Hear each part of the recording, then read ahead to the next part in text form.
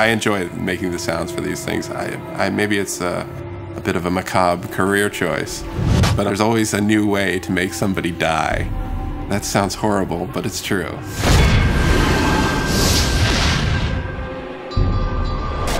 Hunted is about the sense of being lost in the world. And not like literally lost, where you need a map, but just lost in the way that you get overcome and you really believe that you're there.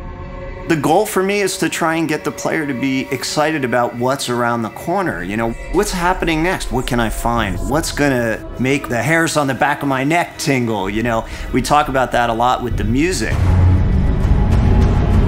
The vibe of the score is powerful. I mean, if you look at the main characters of the game, even the female, she's pretty, you know, with it, pretty brutish looking, very strong, powerful. So I wanted to convey that in the music. So there's a lot of choir, a lot of brass, and a lot of percussion. And as far as modern elements go, I've created a decent amount of sounds for the score to help convey an uneasiness in the world and in the levels that they traverse through in the game. I'm never gonna say no to that. I mean, there's a lot of weaponry, a lot of spell casting, and a lot of hyper crazy kind of sound, but in general, the overall approach is very ambient and kind of creepy, maybe a little bit horror in places.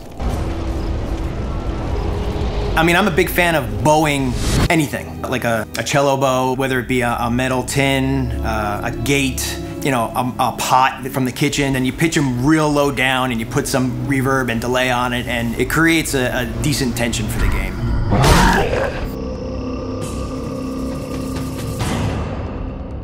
Every sound in the game is designed. There's nothing like a stock library sound in this game. So every single sound, even like the small impacts of the wood breaking as a body falls into it, it's, you know, a multi-layered sound of like crunchy stuff up top, and then this stuff up here. These things make really great whooshes for like the arrows, you know, as they pass by your head. That's how you make them.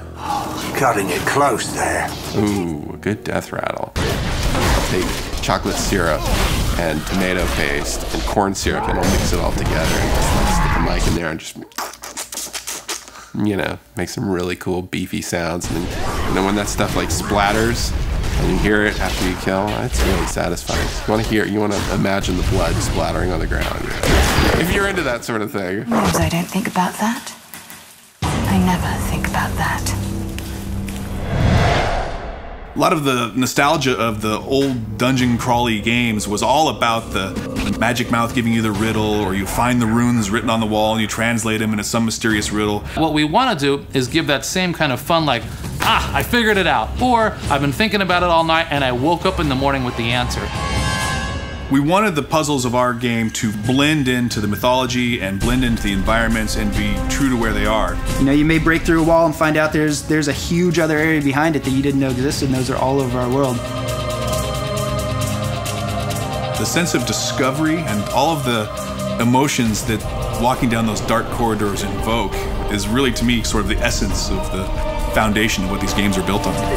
Because your responsibility is to give people what they're looking for, but once you've done that, and then you got to give them some things they didn't expect.